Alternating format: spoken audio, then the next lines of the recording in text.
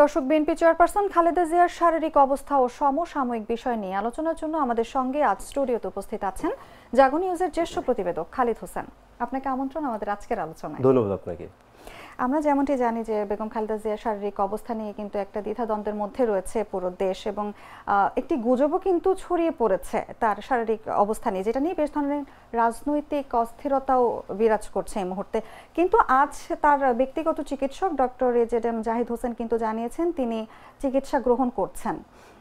এই ধরনের গুজব কেন ঠেকানো যাচ্ছে না, এটা আপনার কাছে আমার প্রথম প্রশ্ন। এবং গুজব ঠেকাতে বিএনপির পদক্ষেপ কি যথেষ্ট বলে মনে হচ্ছে আপনার কাছে?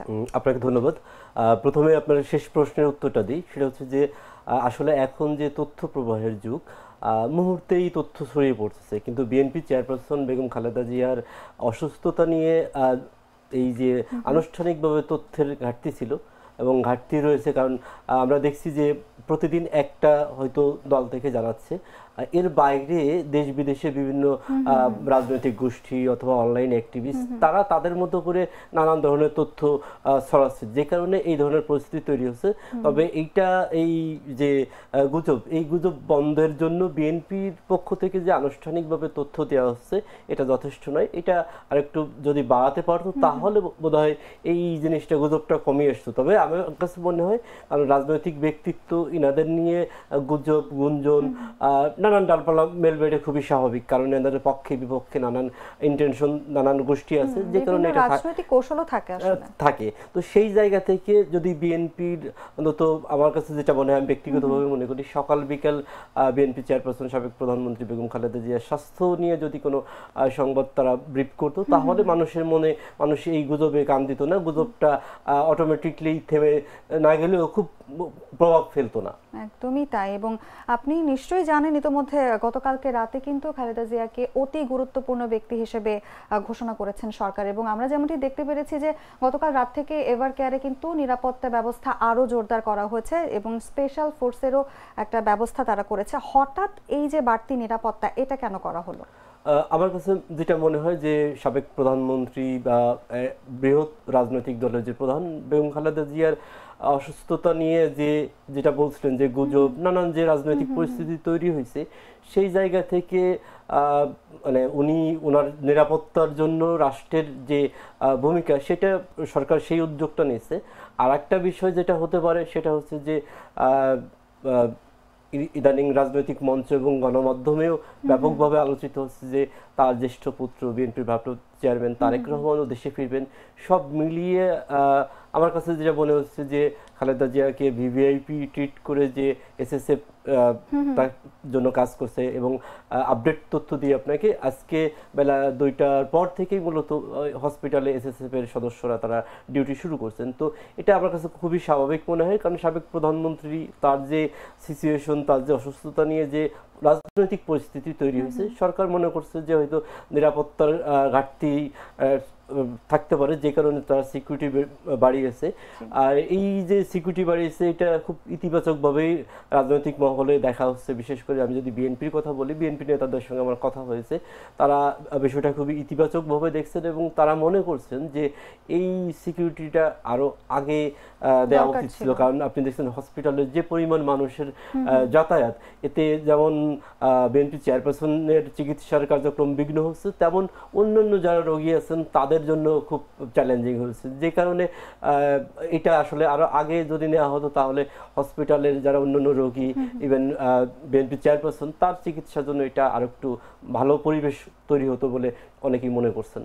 অনেকেই কিন্তু বলছেন যে তারেক রহমানের দেশে ফেরা নিয়ে কিন্তু এরকম বাড়তি নিরাপত্তা ব্যবস্থা জোরদার করা হয়েছে, এবং এই সংক্রান্ত একটি ভিডিও আমরা সোশ্যাল মিডিয়ায় ইতোমধ্যেই দেখেছি, যেটি সত্যতা নিয়ে একটি ধোঁয়াশা কিন্তু রয়েই গেছে।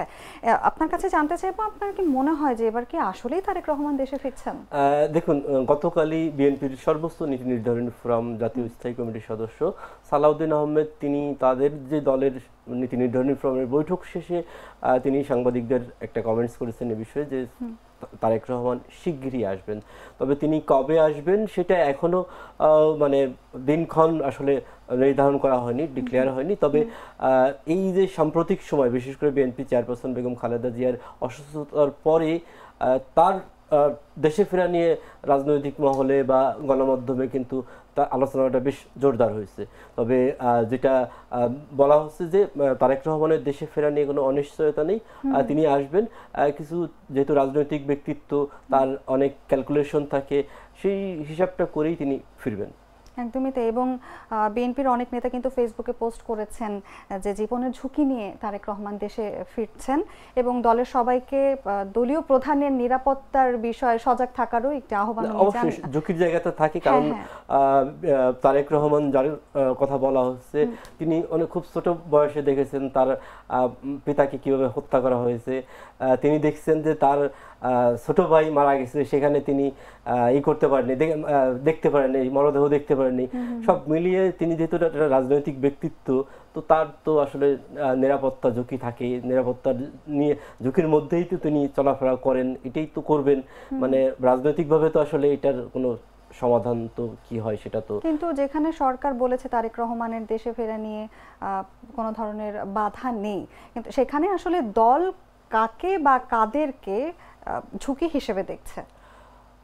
দলের জায়গা থেকে যে ঝুঁকির কথা বলছে তা আনুষ্ঠানিকভাবে এখনো কিছু বলা হয়নি, তবে অনানুষ্ঠানিকভাবে বিভিন্ন জায়গা থেকে, কারণ আপনি জানেন 1/11-এর সময় বিএনপি চেয়ারপারসন বেগম খালেদা জিয়া একটা ভিডিও আছে যেখানে বলা হচ্ছে যে তারেক দেশে থাকবে না, দলের দায়িত্ব নেবে না, উনি বিদেশ যাবেন। এই সংক্রান্ত একটা ভিডিও কিন্তু আমরা সোশ্যাল মিডিয়ায় দেখছি, কিন্তু এই ভিডিওটাকে বেস করে অনেক বিশ্লেষক বলছেন যে আসলে ওই সময় তারেক রহমান একটা বা বিএনপির পক্ষ থেকে একটা রাজনীতি করবেন না, এরকম একটা মুসলেখা দেওয়া হচ্ছে। সেই বিষয়গুলো নিয়ে তোলপাড় হচ্ছে, কারণ যেটা বলা হচ্ছে যে বাংলাদেশের মানে প্রতিবেশী বা অন্যান্য বৈশ্বিক মহল থেকে তার সিকিউরিটি নিয়ে একটা কনসার্ন রয়েছে। সেই জায়গা থেকে মানে একটা আলোচনা হয়েছে যে তার সে নিরাপত্তা ঘাটতি রয়েছে। একদমই তাই। আপনাকে অসংখ্য ধন্যবাদ আমাদের সাথে আজকের আলোচনায় যুক্ত থাকার জন্য। ধন্যবাদ আপনাকে।